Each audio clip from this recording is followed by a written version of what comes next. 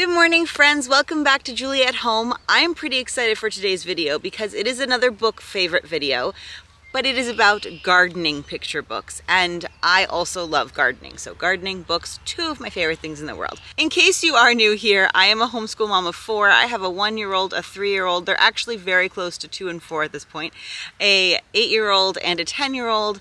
I am also an avid gardener. I also have a YouTube channel on gardening. It's always in my description box below, but I'll also try to link it here for you to see. So these books I focused on picture books. These are really great for, I would read these to all of my kids. My 10-year-old might be, not as interested anymore, but I still read picture books to her, so it's fine. These first couple are board books, so they're really good for the little ones. This is In the Garden with Van Gogh, and this is part of a series, the Mini Masters Artist Series. Another really good one for gardening is A Picnic with Monet. I just didn't locate that this morning. But obviously Van Gogh did a lot of nature pictures. This is one of my favorites of the irises. So these books have copies of paintings of the artist with just a rhyming text. It's a very simple rhyming text that kind of makes them into a loose story. There. So this is, and I love Van Gogh's work. I also love Monet's work. They are two of my favorites. So these would be really good for a garden book option. All right, this is Pippa and Pal in the Spring Garden. I didn't find Pippa and Pal until my 3rd child, and she absolutely loves them. And so we have a lot of Pippa and Pal books. This is in the Spring Garden. I think any of them could really be related to garden, but especially this one.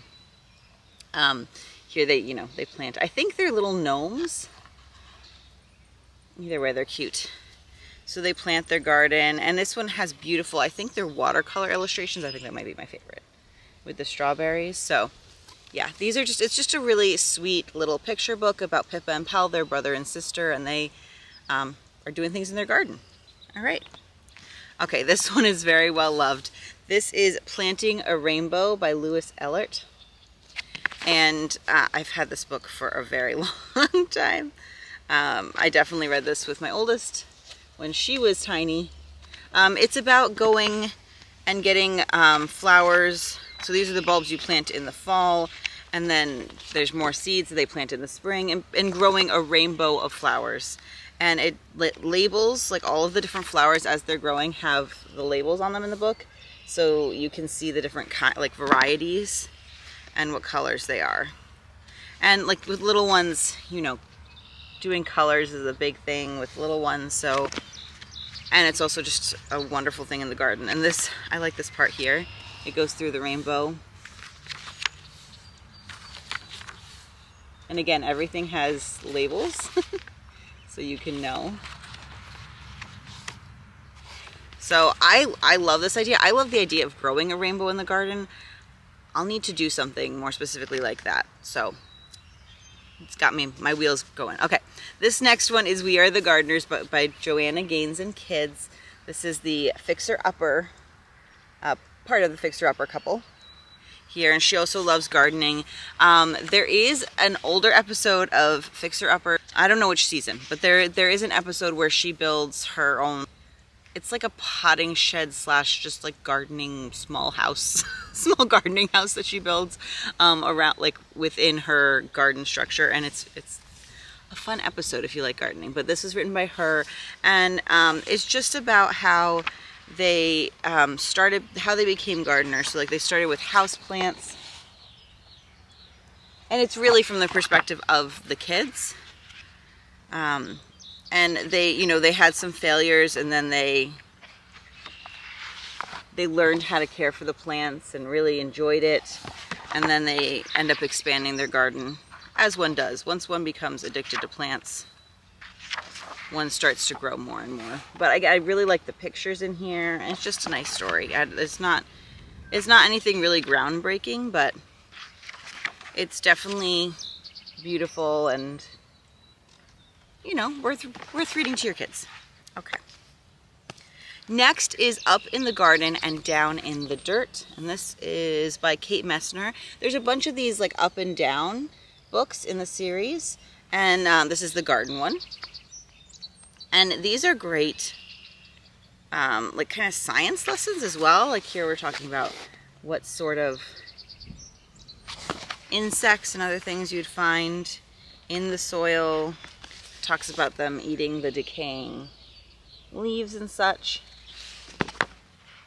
And then what's happening up in the garden. So yeah, this one's a little longer. This one's a little bit more on the science-y, non-fiction-y end of things, and it's wonderful. So again, I love the picture. I am such a lover of good pictures and picture books, so a lot of these have good pictures.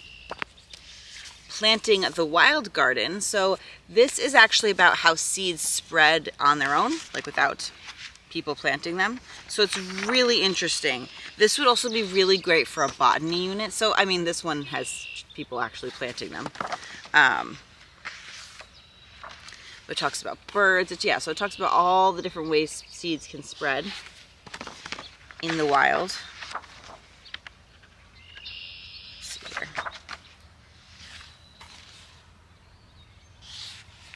Again with the pictures. Oh, and this is by Catherine O. Galbraith. Hope I'm saying that correctly. As usual, I will link everything I can down below in the description box, so you can just check that out. They are often affiliate links, so just a heads up there. All right, so that is Planting the Wild Garden. This next one is a little bit different, and it might be a really good option for those of you in cities. I mean, all of these are good options for people everywhere, but this one happens to take place in more of a city environment. It's about a child who creates, they live in the city, and they end up creating a garden on a rooftop. It's kind of like, oh, what is that? There's a garden in New York City, and I'm blanking on the name of it. I might be able to put it here. My brother loves it. But basically it was built on, I think, old railway, an old train track or something. And they made it into a garden, and it's lovely now. But that's what it reminds me of. So they create this garden on top of this, and it encourages everybody to plant things and make the city a more green and welcoming place.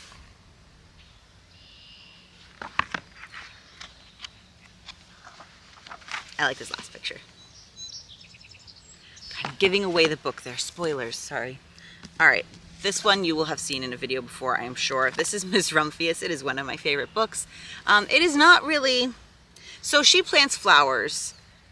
She's the Lupine Lady. So it's not as much, like, it's not all about gardening, but I really wanted to include it because it is one of my favorites and it is about flowers. So Miss Rumphius's grandfather, well, Miss Rumphius is, you know, she wants to travel the world and live by the sea, and her grandfather tells her she also should do something to make the world more beautiful. And so those are her 3 life goals. And what she ends up doing to make the world more beautiful is she spreads lupine seeds. So she becomes the Lupine Lady, and her town becomes covered in lupines. And this is by Barbara Cooney. It is a classic. So the Lupine Lady, Miss Rumphius.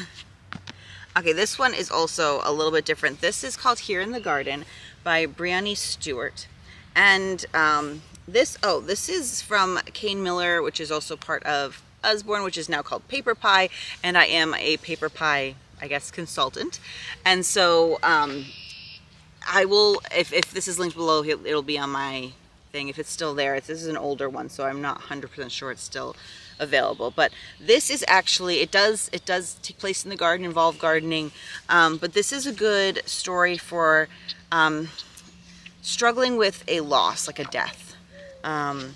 It's about remembering someone in the garden, like as they're gardening, like doing the tasks that remind you of them, seeing things that you wish they could see. And so it's kind of emotional to read through. This isn't one I would just like include in a random gardening unit, but I wanted to include it here because it is gardening related, and it might be helpful for any of you who have lost someone recently, like, you know, a family member or someone close to you, and or even this could even work for a pet. I think this is in the context of a pet. I think the child is actually remembering their pet bunny. But it's definitely deep enough to work for a pet, a human, whatever you're feeling a loss about. Yeah. So, and it again it is beautiful, but it does have that like kind of heavy feel, like you can feel the loss in it. So I wouldn't just pull it out for random gardening book. Okay. This is A Gardener's Alphabet. This is an older one. I'm not sure if it's still available, but it's got these cool, I believe the pictures are woodblock, and it's just it's an alphabet book. So it's just good to like talk. You can talk about the pictures with younger ones in each thing. I just think it's kind of fun.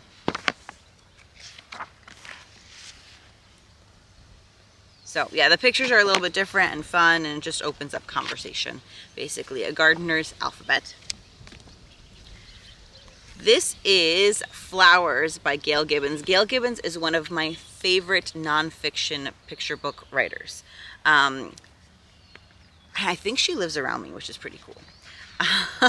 Or in my state. So this one's about flowers, which I think would be a great one for the garden. I grow a lot of flowers in my garden, so you know, it's what I think about when I think about gardening. I also grow a lot of other things too, but this goes through, again, this would be great for a botany unit if you were going to be doing that. But it's nonfiction, it's, you know, gets into detail, and you can just read, like, there's just, like kind of story-like text. It's not actually story, but informational text at the bottom that you could just read to younger kids without reading all of the little labels and details if you wanted to. My children have always asked me to read the details, so that's what I do. But it is a little long too, so this is not one that I have pulled out yet for my 3-year-old. But I think, like, you know, 5, 6, like that kindergarten age and into elementary, well into elementary school, I think this would be great for. So this is Flowers by Gail Gibbons. This one has been really well loved, but I love it so much, and I don't think it even works anymore. And if I'm including this in the video, it's still available, so I'm gonna pick one up, a new one up for myself as well. This is called Garden Sounds. Usborne has several of these sound books, and you press a little thing on the page and it makes a sound related to it. And I just really like it. It has birds tweeting and a frog croaking and an owl and such. There's a nighttime garden with a pretty garden scene. So yes, I'm gonna need a new one of these. It is very well loved. My current toddler loves books, but he's not always gentle with them. We're not like kind of into that gentle part, so I end up taping some favorites. Okay, this next one may or may not be considered a picture book, but I'm gonna include it in here, and it's just like classic. It's the Beatrix Potter. This is a Beatrix Potter Treasury, but of course, like the classic Peter Rabbit. But there's more in here too that could be related to gardening. Peter Rabbit's probably the most connected. There are a lot of pictures. I also have like small versions of this, of a couple of the stories that have like more pictures on each, like have a picture on each page. This is just, since it's a Treasury, it's put together a little differently, but the pictures are so beautiful. The one thing I would say is that the stories in here, the characters don't always do the best thing. So they're like, I wouldn't want my kids emulating Peter Rabbit, for example. You know, just have a discussion. Like, I am fine with reading books like that and having discussions on it. I prefer stories where, for young kids, where the characters are, you know, doing the best that they can do, or the right thing in the situation. And Peter doesn't always do that, but that's, you know, life. People don't always do that. So it also leads to good conversations. It happens almost every time I make a book video that one of the books I'm looking for I can't find. But I also wanted to mention as a bonus the Bramley Hedge series. It is almost a more wholesome version of like the Beatrix Potter stories. They're little mice, and there's stories for each of the seasons. I think there's like 2 stories for each season, and the Treasury I have about the little mice. and they live in different kinds of trees, and they have like it's like kind of like a very Victorian cottagey, it's very cottagey vibe, the pictures and everything, and the stories are usually like really sweet stories. So I will also link that because I really enjoy reading those ones, and I think that would be great for gardening. Hopefully it saves you some ideas for some gardening books that you can go find in the library or buy for a child that really likes gardening, and so you can read all together. Additionally, if you want to do like a gardening unit, some of these would be great for that. I would especially suggest the Planting Wild Seeds and the Flowers book, and Up in the Garden, Down in the Dirt. That's another really good one for that. And if you are doing like more about gardening, there's so many different directions you could go, because you could talk about pollinators, the honeybees and the butterflies. You could go more in depth on trees. And I have more books on those topics. I just decided to try to focus in on gardening in this video, but I have a book. We did a unit on trees, so I'll have that linked, and we've also done units on pollinators and honeybees and such, so I will have that linked. There's tons of book suggestions in there, as well as other resources. Also tangentially related, we have a lot of books and talk a lot about farms. We are in an area with lots of farms, and farms are always fun to talk about with little kids, with all the different farm animals and stuff, but there's also, vegetable farming and stuff, and so there's lots of different books you could go in that direction as well. And Gail Gibbons also has books on vegetables and on fruits. I decided not to pull all those out, but I can link those below as well if that's something you're interested in. You can check that out.